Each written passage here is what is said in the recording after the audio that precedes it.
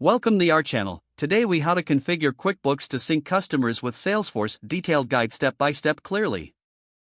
To configure QuickBooks to sync customers with Salesforce, first, ensure you have the necessary credentials for both QuickBooks and Salesforce. Begin by logging into your QuickBooks account. Next, navigate to the Apps section from the left sidebar. In the Apps section, search for the Salesforce integration app. Once you find the app, click on it to begin the installation process. Follow the prompts to connect QuickBooks with your Salesforce account. You'll need to enter your Salesforce login credentials for authentication.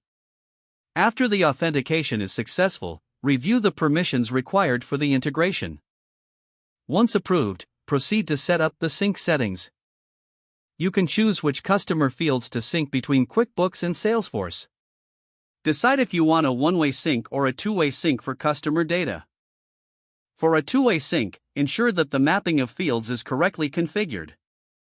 If needed, customize the sync frequency to suit your business needs. After setting the preferences, click on Save to finalize the settings. Next, test the integration to ensure that data flows seamlessly between QuickBooks and Salesforce. You may create a sample customer in QuickBooks to see if it appears in Salesforce. Check both platforms to confirm that the data matches correctly. If everything is in order, you are now set up for continuous syncing. Regularly monitor the sync process to ensure there are no issues. Make adjustments to your settings as necessary to optimize performance.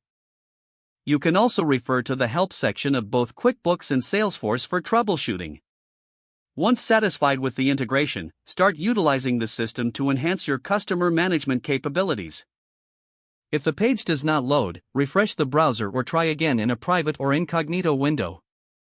Make sure you are using the correct email address, then retype it carefully to avoid small typos. If your password is not accepted, use the reset option and create a new strong password you can remember.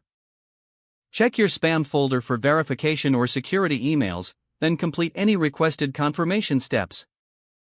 Enable two-factor authentication if available to improve account security and reduce unauthorized access risk. After signing in, review your profile details so your contact information and settings are accurate and current. Don't forget to like this video and subscribe to our channel for more step-by-step tech guides.